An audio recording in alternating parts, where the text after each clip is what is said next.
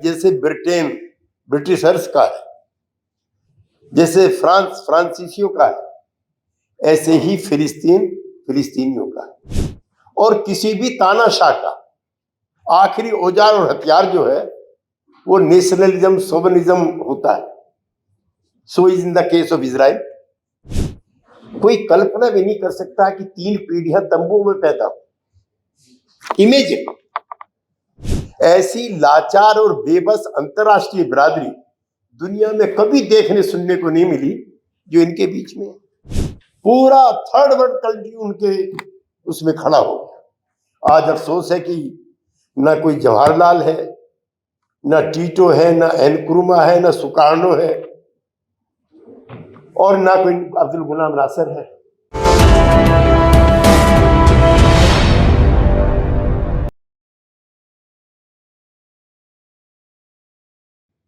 और जो मेरी जानकारी है, मेरे से ज्यादा पढ़े लिखे लोग मंच पे बैठे हैं।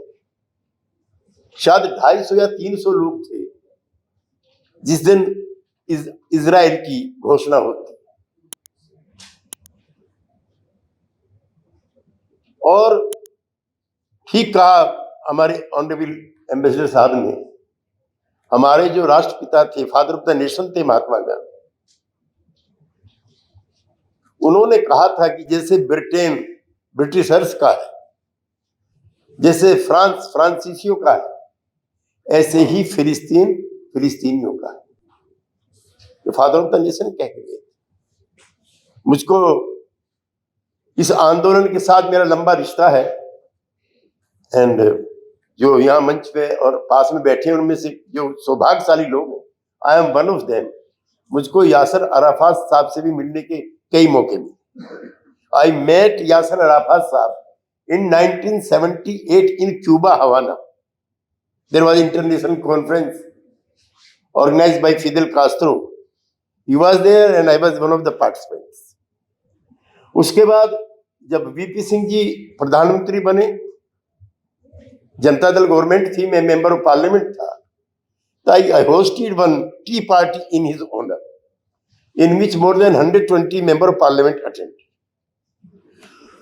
और मुझको जो विदेश मंत्री रहे हैं, हिज एक्सीलेंसी जानते हैं, कुंवर नटवर सिंह जी, वो अरब वर्ल्ड में भी कई मुल्कों में एम्बेसडर रहे हैं। उन्होंने बताया कि जब यासर अराफात बहुत कंफर्टेबल जोन में रात को विश्राम करना चाहते थे, नाइट होल्ड करना चाहते थे, Indian embassy was the best place for those were the case. अब यूएन में कई तरह के रेजोल्यूशंस आते हैं, प्रस्ताव आते हैं, या तो हम चुप हो जाते हैं, या वॉकआउट कर जाते हैं, या बोलते नहीं। एक और घटनाक्रम में जरूर बताना चाहूंगा कि जब चंद्रशेखर जी प्राइम मिनिस्टर बन जाते हैं यहां पर,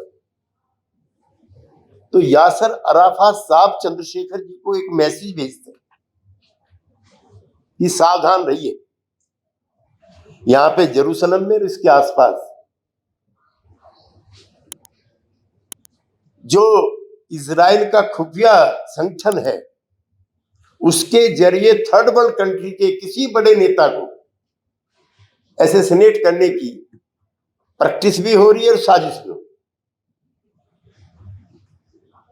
और राजीव गांधी की जो हत्या होती है, when he was assassinated, he just came back from Iraq after the Iraq war. We were the first country to denounce the big Bush attempt in Baghdad also, and after that he was assassinated. He was such a close friend of India and the Indian masses. मुझको कई आंदोलनों में इसके बीच में जाने का मौका मिला है।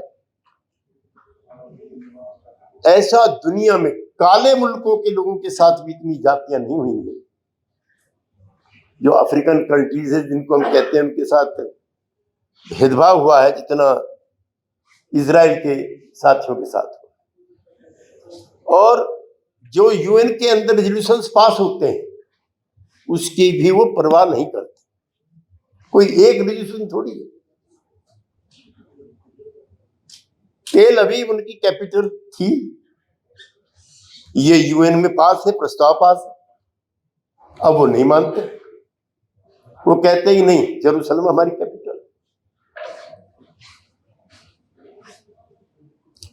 जो 67 में 6 डे वार हुई थी, that is a very famous 6 day war of Arab world, जिसमें कई हजार, नॉट 1 2 3 4 5, कई हजार किलोमीटर सीरिया की जमीन पर अमेरिका ने कब्जा किया। For everybody is kind information, UN का यूनानिमस रेजोल्यूशन है कि वहां कोई भी इलीगल कंस्ट्रक्शन नहीं होगा। You know what is happening there? They are constructing a Trump colony over. UN का रेजोल्यूशन है, नहीं, no new construction should be there, लेकिन ट्रम्प कॉलोनी बना रहे।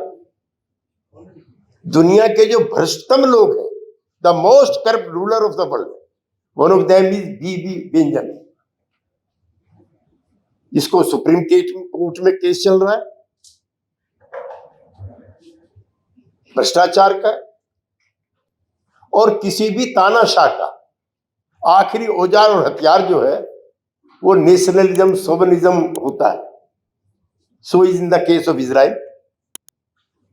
अब उन्होंने वहां पे कहा कि हम इसको ही चेंज करेंगे, जुडिशियल सिस्टम को और कॉन्स्टिट्यूशन को, और जो अरब नेशनलिज्म है उसकी स्पिरिट को और तेज करेंगे, यानी कि फिलिस्तीनियों पर और जुल्म करेंगे। मुझे वहां जाने का, मैं जॉर्डन तक जो के होकर आया हूं, एक मार्च में भी शामिल हुआ हूं। वेस्ट बैंक के आसपास के जो इलाके हैं, वहां किस तरह की हालत कोई कल्पना भी नहीं कर सकता कि 3 पीढ़ियां तंबू में पैदा हो। इमेजिन, यूएन का रेजोल्यूशन है कि बच्चे नहीं मारे जाएंगे, यूएन का रेजोल्यूशन है कि बूढ़े नहीं मारे जाएंगे, यूएन का रेजोल्यूशन है स्कूल के बच्चों के अटैक नहीं होगा, यूएन का रेजोल्यूशन है हॉस्पिटल पर अटैक नहीं होगा, लेकिन वहां सारे काम हो रहे, और बार बार चेतावनी के बाद। ऐसी लाचार और बेबस अंतरराष्ट्रीय बिरादरी दुनिया में कभी देखने सुनने को नहीं मिली जो इनके बीच में। अभी मुफ्ती साहब जिक्र कर रहे थे, मैं उस धार्मिक मामले में ज्यादा दखल नहीं देना चाहता। पिछले 4-5 साल से जो मैं न्यूज़पेपर के जरिए पढ़ता भी हूं और थोड़ा बहुत कभी कभी लिखता भी रहता हूं,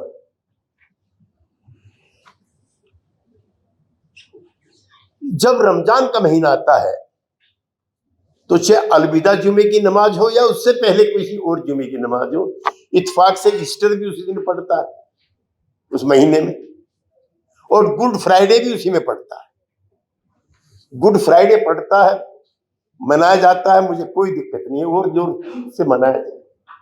ईस्टर पर भी मुझे कोई एतराज नहीं, लेकिन ईद की नमाज या अलविदा जुमा की नमाज या जुमे की नमाज जिस दिन होती है, 150 फिलिस्तीनी मारे जाते हैं, उनको वहां जाने से रोका जाता है, और एक दीवार है जिसको पार करके लोग जाते हैं, उस दीवार को तोड़ा जाता है, और कई हजार फिलिस्तीनी बैरिकों में बंद किए जाते हैं, कुछ लोगों की धार्मिक आजादी की हिफाजत के लिए और कुछ लोगों की आजादी खत्म करने।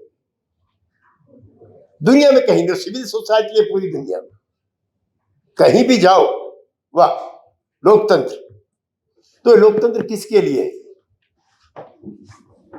लोकतंत्र है इजराइल के लिए, ये फिलिस्तीनियों के लिए लोकतंत्र नहीं। उन्होंने राजधानी बना दी जाकर के तेल अवीव, वो नहीं मानते आपके कोई भी कायदे कानून, और वो जो चाहते वो होता है। और मैं I am sorry to say to all my Arab world friends, हम तो चलो भाई नई दुनिया के पैरोकार हैं, इन सब लोगों की बड़ी दोस्तियां हो रही हैं आजकल। They are also making friends. Surprise to know that many prominent Arab countries, head of the state, they are visiting Arab world states, including UAE also, Saudi Arabia also. I am not in the position to criticize them, but it gives them legitimacy to curb the basic human rights of the Philistine people. मेरा पानी, मैं बीमार हूं, मैं तुरंत क्या है, but mentally I है।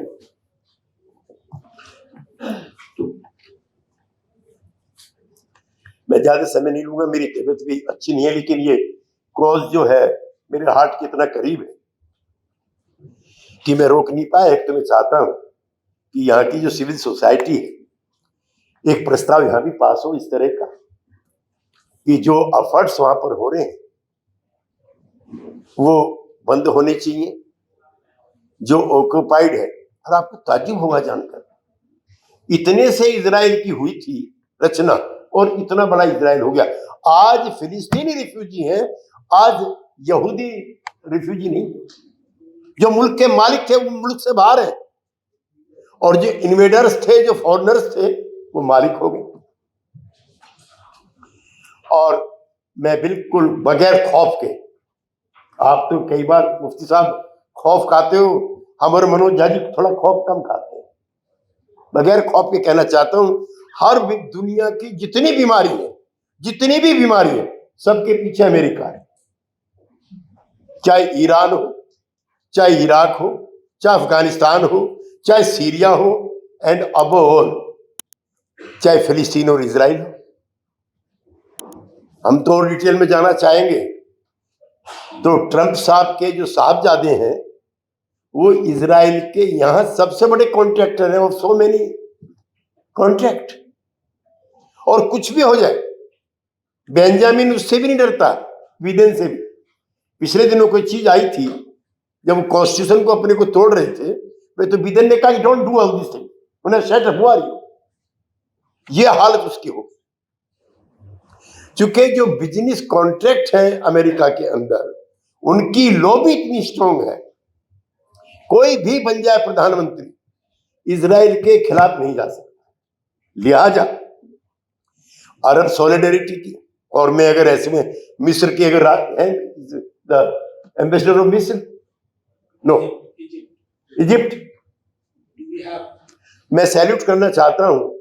There was one leader from the Arab world country, Abdul Ghulam Nasser, जिसने अरब यूनिटी बनाई। एक दौर था, Pandit Jawaharlal Nehru, Abdul Ghulam Nasser, Nkrumah, Sukarno, Tito, including chowmein, पूरी दुनिया चलाते,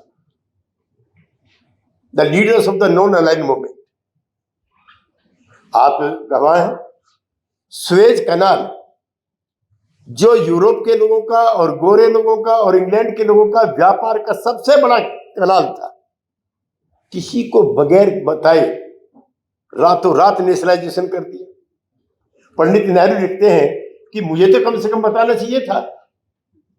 पूरा थर्ड वर्ल्ड कंट्री उनके उसमें खड़ा हो गया। आज अफसोस है कि ना कोई जवाहरलाल है, ना टीटो है, ना एनक्रुमा है, ना सुकार्नो है,